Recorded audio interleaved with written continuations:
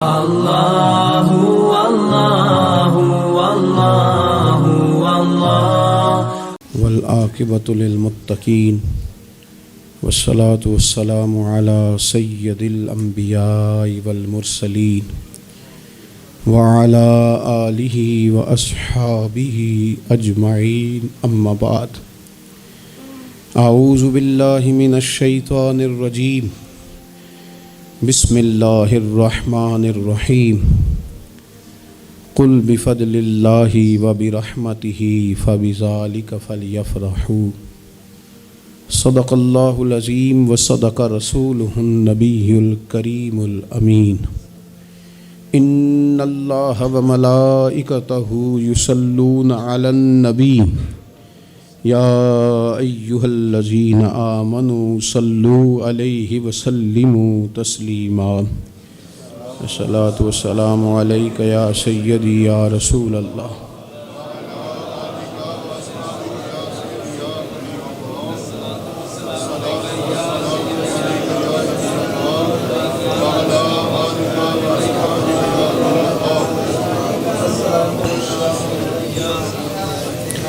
حمد و صلوات کے بعد دوستو، بزرگوں اور بھائیوں،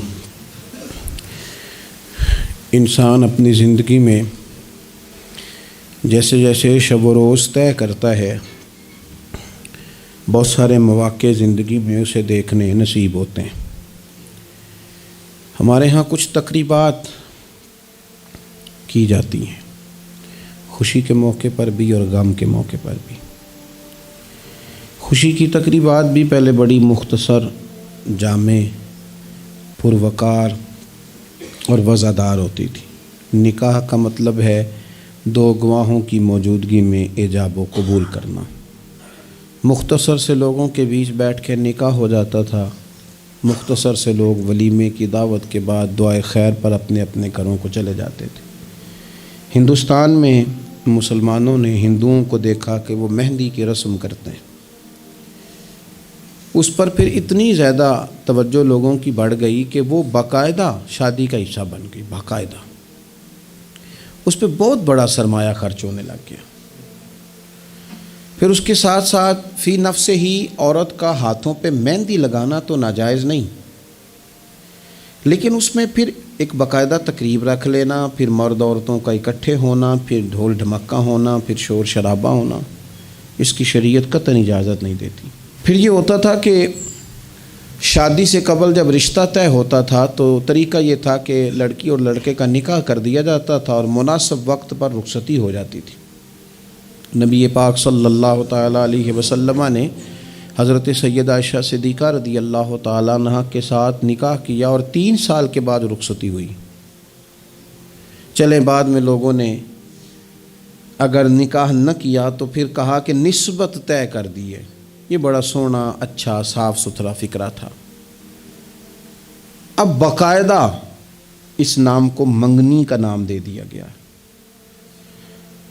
اور ہم دوسروں کی چال چلتے چلتے اپنی وفاداری بھولتے جا رہے ہیں۔ دیکھا دیکھی نا لوگوں کی، دیکھا دیکھی۔ میرج ہال کا تصور صرف اتنا تھا کہ اب آبادیوں میں جگہ موجود نہیں ہے تو باقاعدہ ایسے ہال بنا لیے جائیں جن میں نکاح آسانی سے ہو جائے، لیکن اب تو مہنگے سے مہنگا ہال، اس میں پھر سہولیات، پھر اس میں آسانیاں، پھر کھانے کی بھرمار اور مختلف ڈشیں۔ یہ سوائے اپنے اوپر بوجھ ڈالنے کے، امیر بوجھ ڈالتے ہیں، غریبوں کو پریشان کرتے ہیں، ان کے بچے دیکھا دیکھی اس چکر میں پڑ جاتے ہیں، حالات سنگینی کا رخ اختیار کر جاتے ہیں۔ منگنی باقاعدہ میرج ہال میں ہونے لگ گئی۔ اللہ تعالیٰ معاف فرمائے تو وہاں بھی مردوں عورتوں کا اختلاط ہے باقاعدہ۔ ابھی اس کا نکاح نہیں ہوا، وہ تو غیر محرم ہے، اس کو انگوٹھی دی جاتی ہے پہنانے کے لیے، اور لڑکا لڑکی کے ہاتھ میں انگوٹھی پہنا رہا ہے۔ ناراض نہ ہونا، حاجی صاحب بھی کھڑے ہوتے ہیں، نمازی صاحب بھی کھڑے ہوتے ہیں، وہ صاحب بھی کھڑے ہوتے ہیں جو مذہبی تقریبات میں آگے آگے دکھائی دیتے ہیں، لیکن یہاں دین ہی نہیں یاد آ رہا۔ کوئی شخص کلام کرنے کو تیار ہی نہیں ہے کہ میاں یہ تو حرام ہے، حرام ہے، اشد حرام ہے۔ جب تک ان کا نکاح نہیں ہو جاتا، یہ ایک دوسرے کے لیے محرم نہیں ہے، لیکن کوئی روکنے والا نہیں. تقریبات بڑھتی گئیں, بوجھ بڑھتا گیا. بہت بڑا سرمایہ. ویسے بھی مسلمان نے کوئی, اس کی تو زندگی بڑی بامقصد ہے, اس نے کوئی یہاں الجھ کے تو نہیں نہ رہ جانا. پھر اور باتیں بڑھی. سالگرہ ایک پورا وتیرہ اختیار کر گئی ہے, گھروں کے اندر سرائیت کر گئی ہے. سالگرہ ایک پوری تقریب بن گئی ہے, ایک پورا خرچہ لے گئی ہے وہ. کیا مسلمان اتنے اپنے آپ کو فضول سمجھنے لگے ہیں معاذ اللہ کہ وہ فارغ ہیں جس کام میں جو مرضی ایک ماحول بناؤ, اور پھر چلتے طرح طرح کی تقریبات اور طرح طرح کے, یہ فلانا جشن بہاراں آ گیا ہے, تو یہ اپریل فول آ گیا ہے, تو یہ بیماری نیو ایئر نائٹ کی آ گئی. میں نے رات بھی کہا تھا, جس قوم کی بچیاں کشمیر میں روز روتی ہوں وہ جشن منائے گی سڑکوں پہ نکل کے. جن لوگوں کے بھائی برما میں کاٹ دیے جاتے ہوں وہ جشن منائیں گے. او خدا کے بندو, لوگوں نے تو تنقید کر کے چپ کر گئے. تنقید کر کے دیکھو جی, عرب شریف والوں نے وہاں سینمے کھلوا دیے, تم تو تنقید کر کے چپ کر گئے نا. یہ وہ مقام کرب ہے, یہ وہ مقام خوف ہے. جب عرب کی دھرتی پہ عورتیں ناچیں گی تو مجھے بتاؤ نا, امام حسین کے دل پہ کیا گزرے گی, امام حسن کو کیا اس سے اذیت پہنچے گی. آپ کو پتہ ہے سیدہ پاک کو کتنی تکلیف ہوگی, مولا کائنات کو کتنی ہوگی, عثمان غنی کو, فاروق اعظم کو, صدیق اکبر کو. تمہیں پتہ ہے یہ عرب کا ملک کسی ایک شخص کی حکومت کی جگہ نہیں ہے, یہ کسی خاندان کا نہیں ہے, کسی قبیلے کا نہیں ہے, کسی سیاستدان کا نہیں ہے. یہ عرب شریف تو میرے نبی پاک کا وطن ہے. اس وطن میں جب گانے باجے ہوں گے, ڈھول ڈھمکے ہوں گے, تماشے ہوں گے, حضور کے قلب نور کو کتنی تکلیف ہوگی. اور ہم ہیں کہ مذاق بنا ہوا ہے. کہاں ہیں وہ لوگ جو روز کہتے تھے موویاں بنا کے غریب لوگوں کو پکڑ کے کہتے تھے یہ فلانی غلط حرکت کر رہا ہے, یہ فلانی. تمہارا فتویٰ غریب کے حق میں اور ہے اور امیر کے حق میں اور ہے. اب بھی تو کوئی 2 ویڈیو بنا دو نا کہ یہاں یہ ظلم ہو رہا ہے. اور جب سال گزریں تو قومیں اپنا حساب کرتی ہیں, اور میرا اور آپ کا سال وہ گزر رہا ہے جہاں قرضہ زیادہ لے لیا گیا ہے, جہاں قومیں گروی رکھی جا رہی ہیں, جہاں ہمارا ہر پیدا ہونے والا بچہ مقروض پیدا ہوتا ہے. لیکن مزاج بن گیا نا, بس مناؤ, جو ملتا ہے اسے مناؤ. یہ کس نے شوق پیدا کیا ہمارے بچوں کے اندر روز شادیوں پہ جانے کا, تیار ہو کے جانے کا؟ کس نے شوق پیدا کیا؟ بڑوں نے. نہ مانے بزرگ, بڑوں نے شوق پیدا کیا. ہم نے ابلاغ اس طرح کا کیا, او کدی موقع آنا ہوندا ہے ہن اوتھے بھی نہ جائیے, ورنہ ہمارے بچوں میں شوق کبھی نہ آتا. ہم نے ابلاغ کیا ہے, ہم نے توجہ دلائی ہے. بچے چھٹیاں کر رہے ہیں, یہ ہم پریشان ہیں ان دنوں میں. پیپر بچوں کے قریب ہیں مدرسے کے, اور چوتھے دن کو بچہ درخواست لے کے آ جاتا ہے فلانے کی شادی ہے, فلانے کی شادی ہے. میرے ابا جی کہا کرتے تھے, تھوڑے سے ہم بڑے ہوئے تو ابا جی شادی پہ جانا ہے تو کہتے تھے جوان منڈے دا کی کام میں ویاواں تے جانے دا, ہم جائیں گے نا تمہاری اماں جائے گھر رہو آرام سے. ہمارے پرانے بزرگ اس طرح کی تربیت کرتے تھے, کہتے تھے تمہارا مطلب کیا, اس شادی پہ تم نے کیا کرنا ہے.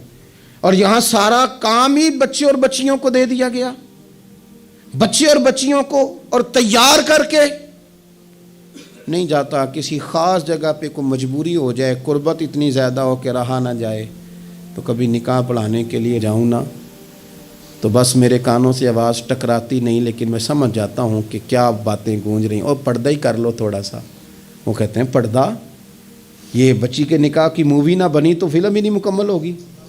اس خوشی کے موقع پر بھی آپ یہ کہہ رہے ہیں کہ لو جی پردہ کرو اور دوپٹہ لو, تو اتنے پیسے دیے وہ بیوٹی پارلر والے کو, وہ کدھر جائیں گے؟ کون ہیں یہ لوگ سارے؟ میں اور آپ نہیں ہیں, ہم ہی تو ہیں یہ سارے.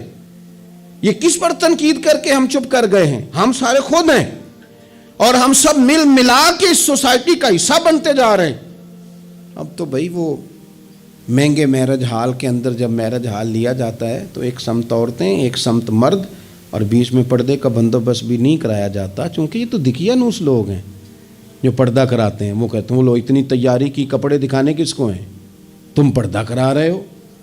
خدا سے ڈرے, مسلمان ان ابس کاموں کے لیے نہیں ہے. تو اونچے مقاصد کے لیے آیا. تو دیکھ نا, تیری تو بڑی عظمت ہے, कुंतुम खैरा उम्मतिन उखरिजत लिन्नास तामुरून बिल मारूफ व तनहौना अनिल मुनकर। तुझे तो भेजा था कि तू दुनिया में खैर आम करेगा, बुराई का हाथ थामेगा। तू कहां उलझ के रह गया? अपनी तकरीबात पर थोड़ी तवज्जो दें। एक तो ये खुशी की तकरीबात, फिर एक गम की तकरीबात। मैंने अपने कानों से सुना है कुल 10वें का ऐलान इकट्ठा करा दिया गया, और ये ठीक किया जाता है, एक ही दिन में दोनों इसाले सवाब की तकरीबात हो जाएं। इसका असल इसाले सवाब है। इसाले सवाब क्या है? इसाले सवाब ये है कि आपको दुआ करनी है जाने वाले के लिए, कुछ कुरान मजीद पढ़ के, कुछ अज़कार पढ़ के, कुछ वज़ाइफ पढ़ के उसकी रूह को इसाल करना है। इतना मकसूद है। बड़ी गौर से, मुझे थोड़ा टाइम देंगे आप 2-3 मिनट का सिर्फ, और मेरी बात पे ना ख़ास तवज्जो करें, ख़ास बात करना चाहता हूँ। अगर उसमें खाना पकाना है ना, तो आपने खाना इसलिए पकाना है कि गरीब को, मिस्कीन को खाना खिलाएंगे, और जो सवाब उसका मिलेगा वो भी जाने वाले की रूह को मिलेगा। लेकिन अगर आप उसमें दावत पका लें, दावत रिश्तेदारों की, यारों की, वो तो भाई दावत है। एक है कि आपने कोई ऐसा काम किया जिससे जाने वाले की रूह को, होटल में बैठ के खाना खाया 4 बंदों ने, मौज की, मर्जी का उन्होंने गोश्त उड़ाया, तो वो कहें इसका सवाब जाएगा। ये जो दावत का लफ्ज़ है ना, कि दावत की, अमीर अमीर लोग सारे इकट्ठे किए, रिश्तेदार, दोस्त, अहबाब, सियासी सब आ गए। अब आपने वो दावत की और नाम आपने ख़त्म शरीफ का दे दिया। आप थोड़ी गहराई से सोचें कि ये ख़त्म बनता है? वैसे ज़हन कबूल करता है कि ये ख़त्म शरीफ है? अब मैं कह लूँ, अब मैं ये बात कर लूँ कि हमारे यहाँ कुछ वलीमा नुमा चेलम भी होते हैं। वलीमा नुमा चेहलम, वो टाइटल चेलम का है और अंदर जाके देखो तो माहौल सारा वलीमे का है। तो ये साले सवाब है? आप बताएं जिम्मेदारी से कि ये साले सवाब है? आप गुरबा की दावत पकाएंगे, गरीबों मिस्कीनों की, इनकी दावतें आला हज़रत बरेलवी रहमतुल्लाह ने लिखा है जायज़ नहीं है दावत करना इस तरह। हाँ, आए हो खाना खा जाएं, फी नफ्स से ही रिश्तेदारों को खाना खिलाना, दावत खिलाना सवाब है। लेकिन ख़त्म को, चेलम को, 10वें को दावत बना लेना, ये दुरुस्त? वैसे उनको दें आप, सवाब है। लेकिन हमारे यहाँ तो मतलब अजीब सा एक माहौल ख़त्म शरीफ, यानी कुल 10वें का इकट्ठा ऐलान हो गया, मैं मौजूद था, तो कहने लगे वेखो उन्हें पैसे लगे जे बचान। खुदा के बंदो, यूँ तो ना करो। एक उनका वालिद चला गया, वालदा चली गई, कोई अजीज़ चला गया, और दूसरा ये कि आप ये बताएं घर से रोटी नहीं मिलती, सिर्फ ख़त्म की मिलती है। इतनी छोटी सोच कौन पैदा करता है?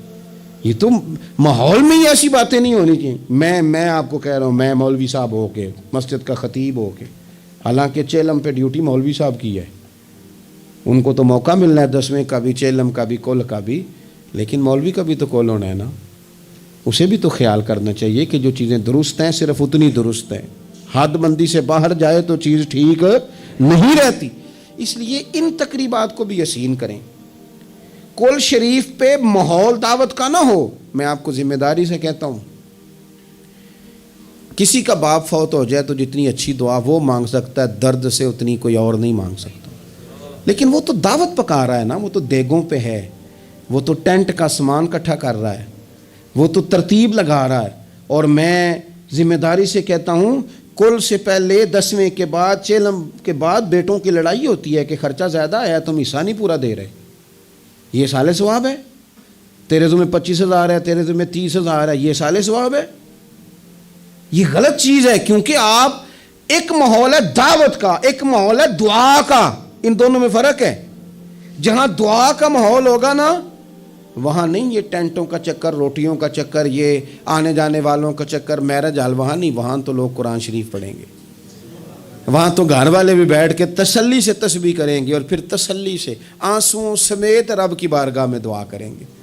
दावत और दुआ का माहौल ही अलग अलग है। इसलिए जो हमारी तकरीबात इसाले सवाब की हैं, और फिर मैं आपसे अर्ज़ करूँ, अमीर बड़े बड़े चेलम करते हैं, गरीबों को मुश्किल में डाल देते हैं, मुश्किल में। पता नहीं बेचारों का बीमारी पे कितना को खर्च हो गया है, कहाँ कहाँ से कर्जा उठाया है, कितनी तकलीफ़ सही है। پھر آپ نے کل شریف پہ بھی بہت بڑا اہتمام کا کہہ دیا، پھر 10ویں پہ بھی کہہ دیا، پھر چیلوں پہ بھی کہہ دیا. نہیں، کچھ لوگ زبان سے کہتے لیکن بڑی تکلیف میں آ جاتے، بڑی آزمائش، بڑی ساری دکھ بھرا معاملہ ہوتا ہے. اور میں نے دیکھا ہے، چونکہ میرا شعبہ ہے، میں نے قریب جا کے دیکھا ہے، لوگ سوال جواب کر رہے ہوتے ہیں، جناب آپ کیسے کر کے کریں، کس کو دکھ بتائیں. ایک ماں کے جانے کا دکھ، باپ کے جانے کا دکھ، بھائی کے جانے کا دکھ، اور ایک یہ والا دکھ. نہ کریں یہ کام. ہمارا دین جہاں ہمیں تکلیف نہیں دیتا، اپنے آپ کو تکلیف میں نہ ڈالیں. اصال ثواب ضرور کریں، فی نفس ہی اس کا بہت اجر و ثواب ہے، لیکن مشقت والا کام میں درد سے کہ غریبوں کا بھلا کر دو، پر ان کو جا کے مشورہ دو کہ یار مہربانی کرو، ایک ہی ختم کافی ہے.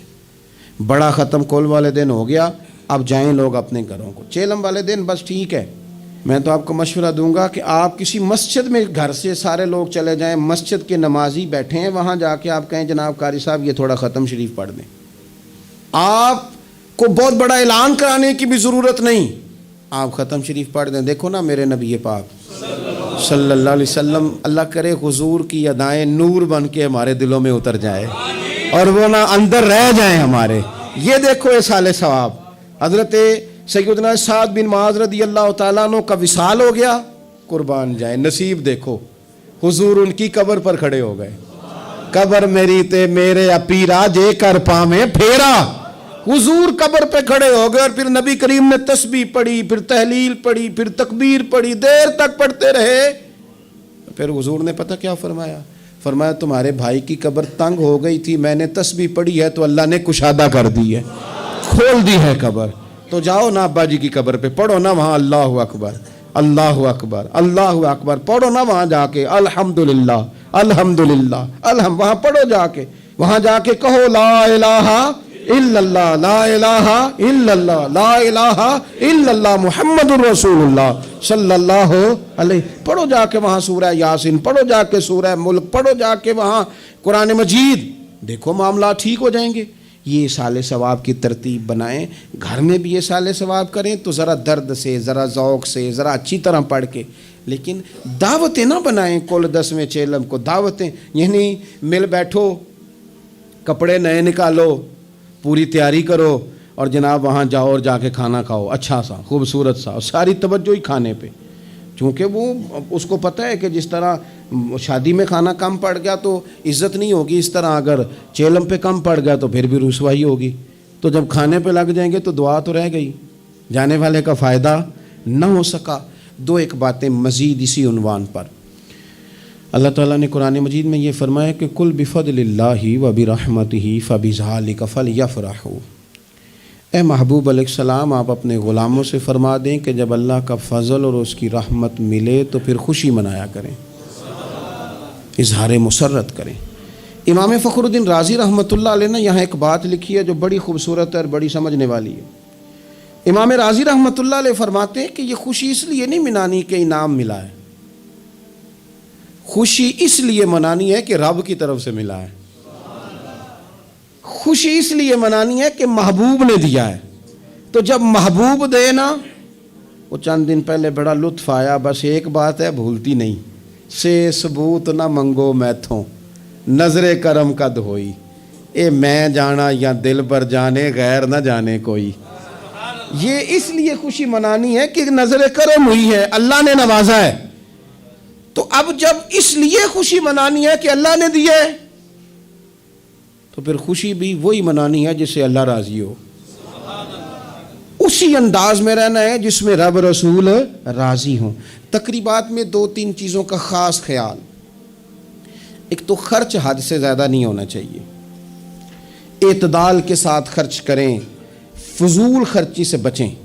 ہماری شادیوں میں اتنا زیادہ خرچ ہوتا ہے، اتنا زیادہ خرچ ہوتا ہے، اور یہ چونکہ ہماری طبیعت ہے نا، ہم کسی نہ کسی بات میں اپنے آپ کو خود بخود ایموشنل کر لیتے ہیں.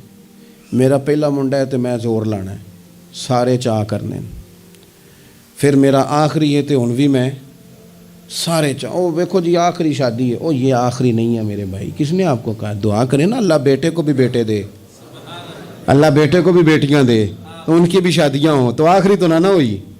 کیوں مطلب آپ بلا وجہ اپنے آپ کو خود بخود ایموشنل کر کے. اور یہ اتنی کبھی طبیعت ہے بعض لوگوں کی کہ وہ کہتے ہیں وہ دکھانا ہے. آج آپ شادی کی تقریبات کو فضول خرچیوں سے بچائیں. قرآن مجید نے کیا کہا کلو وشربو ولا تسرفو، کھاؤ بھی پیو بھی، فضول خرچی نہ کرو، اعتدال میں رہ کے کرو سارا کام، لیکن میانہ روی میں، اعتدال میں. ایک قرضہ وہ ہے جو انسان مجبور ہو کے لیتا ہے. کوئی مجبوری آ گئی، کوئی تنگ دستی آ گئی، کوئی نقصان ہو گیا. ایسے مقروض کے ساتھ تو نبی پاک صلی اللہ تعالیٰ علیہ وسلم نے نا اظہار ہمدردی فرمایا ہے. ایسے مقروض کو مہلت دینے کا کہا ہے جو مجبور ہو کے قرض لیتا ہے.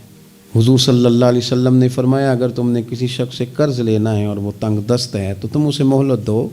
تم جتنے دنوں کی اسے مہلت دو گے نا، اور جتنے پیسے تم نے لینے ہوں گے اتنے ہی پیسے روز اللہ تمہیں صدقہ کرنے کا ثواب عطا فرمائے گا.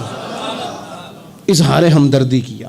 اور کریم ہے نا محبوب، لاجپال ہے نا محبوب، عطائیں کرنے والے ہیں نا محبوب. کون دیتا ہے دینے کو منہ چاہیے، دینے والا ہے سچا ہمارا نبی. اور مانگیں گے مانگے جائیں گے، منہ مانگی پائیں گے. سرکار میں نہ اللہ ہے نہ حاجت اگر کی ہے. حضور فرماتے ہیں ابن ماجہ میں محبوب کریم علیہ السلام کا فرمان موجود ہے. محبوب فرماتے ہیں میں مومنوں کی جانوں سے بھی زیادہ قریب ہوں. اگر میرا کوئی مسلمان مومن میرا امتی فوت ہو جائے اور اس کے ذمہ قرض ہو تو مجھ سے آ کے لے لینا، میں اپنے امتی کا قرض ادا کر دوں گا. اور حضور سید عالم صلی اللہ تعالیٰ علیہ وسلم، میں پھر کہہ رہا ہوں اس میں میں کئی روایات آپ کے سامنے رکھ سکتا ہوں. حضرت ابو امامہ رضی اللہ تعالیٰ عنہ انصاری صحابی ہیں، فرماتے ہیں میں بڑا پریشان تھا اور مسجد میں بیٹھا تھا. قرض بہت بڑی اذیت ہے. مقروض قیدی ہے، صحت ہونے کے باوجود بیمار ہے، گھر ہونے کے باوجود بے گھر ہے، ساری آسانیاں ہونے کے باوجود تکلیف میں ہے چونکہ مقروض ہے. ہر وقت کی اذیت ہے، ہر وقت کی ٹینشن ہے. حضرت ابو امامہ رضی اللہ عنہ فرماتے ہیں میں مسجد میں بیٹھا تھا، قربان جائیں نبی کریم علیہ السلام تشریف لائے اور محبوب کے میٹھے اور مد بھرے جملے، کک سواد نہیں مشری اندر اسی کھنڈاں وی چک ڈٹھیاں، انہاں ساریاں شیواں نالوں گلاں سجن دیاں مٹھیاں. محبوب نے فرمایا ابو امامہ کیا بات ہے یار، یہ وقت نہیں مسجد آنے کا، اور اس وقت کے اندر میں تمہیں مسجد میں دیکھ رہا ہوں، اس وقت کیوں بیٹھے ہو؟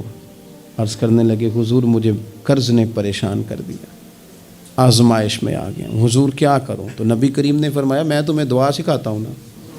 حضور نے دعا سکھائی، کہا پڑھو اللہم انی اعوذ بک من الہم والحزن واعوذ بک من العجز والکسل واعوذ بک من الجبن والبخل واعوذ بک من غلبۃ الدین وقہر الرجال. فرمائے اس دعا کو پڑھا کرو اللہ خیر کر دے گا. حضرت ابو امامہ فرماتے ہیں لوگوں میں نے یہ دعا پڑھی، میرے نصیب دیکھو پڑھی میں نے پر سیکھی میں نے ڈائریکٹ حضور سے ہے. میں نے یہ دعا پڑھی، اللہ نے میرے قرضے بھی دور کر دیے اور میرے غم بھی سارے دور کر دیے. ہمارے تو وظیفے میں اعلیٰ حضرت نے اس دعا کو شامل کر دیا. فرمایا اسے پڑھو، صبح بھی پڑھو شام بھی پڑھو، غم بھی دور ہوں گے قرضے بھی دور ہوں گے. اور یہ روایت سنن ابو داؤد شریف میں موجود ہے. عزیز بھائی نبی پاک اظہار ہمدردی کرتے، لیکن جو بندہ جان بوجھ کے قرضہ لے، جان بوجھ کے قرضہ لینے سے مراد کیا ہے؟ شہرت کے لیے، دکھاوے کے لیے، زیادہ خرچے کرنے کے لیے، مہنگی شادی کرنے کے لیے جو بندہ قرضہ لے اس کے بارے میں پتہ ہے رسول کریم صلی اللہ تعالیٰ علیہ وسلم نے کیا فرمایا؟ محبوب فرمانے لگے یہ المستدرک میں موجود ہے، ذرا لفظ دیکھیے گا حدیث کے. حضور فرمانے لگے میں کفر اور قرض سے اللہ کی پناہ مانگتا ہوں. میں کہہ چکا ہوں کہ شارحین حدیث نے لکھا یہ وہ والا قرض ہے جو بندے نے شہرت کے لیے لیا، خرچے بڑھانے کے لیے لیا، مہنگی شادی کرنے کے لیے، دکھاوے کے لیے کام کرنے کو لیا، مجبور نہیں تھا جان بوجھ کے لیا. حضور فرمانے لگے میں کفر اور قرض سے اللہ کی پناہ مانگتا ہوں. تو صحابی نے عرض کی یا رسول اللہ آپ قرض اور کفر کو برابر کر رہے ہیں، ایک جگہ ذکر فرما رہے ہیں؟ تو حضور نے فرمایا ہاں میں ایک جگہ ذکر کر رہا ہوں، میں ان دونوں کا ذکر اکٹھا کر رہا ہوں، کفر اور قرض. اتنی بڑی بات، اعتدال میں رہیں، کم سے کم قرضے. اور یہ سارا کچھ ہو سکتا ہے، کوئی مشکل کام نہیں ہے. دوسری بات، ایک تو شادی میں خرچ کم سے کم کریں تقریبات میں، اور دوسری بات یہ کہ تھوڑا سا نا پردے کا اہتمام ہو. میں کوئی تنقید نہیں کرتا، طنز نہیں کرتا، چونکہ ہماری بہنیں مائیں بیٹیاں ہوتی ہیں، ہم نہیں انہیں سمجھانا ہے. ان کو ذرا سمجھائیں، ان کو یہ بتائیں کہ قیمتی چیزیں جو ہوتی ہیں وہ پردوں میں ہوتی ہیں. ہمارے گھر میں 20 تولے سونا پڑا ہو تو ہم نے کبھی نہیں باہر نکل کے بتایا کہ بڑا ہے، کیونکہ قیمتی ہے نا تو پردے میں رکھا ہوا ہے. اس کی چابی کا بھی ہم خیال رکھتے ہیں کہ کہیں گم نہ ہو جائے. اسی طرح ہر کتاب کو غلاف نہیں چڑھتا، صرف قرآن پاک کو چڑھتا ہے. انہیں بتاؤ کہ ساری بیویاں پردہ نہیں کرتی، صرف سیدہ عائشہ صدیقہ کی کنیزیں کرتی ہیں، صرف سیدہ فاطمہ کی کنیزیں کرتی ہیں رضی اللہ تعالی عنہما. تھوڑا سا نا پردے کا اہتمام. شادی بیاہ پہ تو بالکل ہی معاملہ گڑبڑ ہے، اور پوری تیاری کر کے عورتیں معاذ اللہ آ جاتی ہیں. اور یہ تو روکنا ہے ان کے ورثاء نے، ان کے جو ولی ہیں. عورت نے جو بناؤ سنگار کرنا ہے وہ تو گھر میں اپنے خامد کو دکھانے کو کرنا ہے، تو وہ گھر میں کرے جب اس کو ضرورت ہو.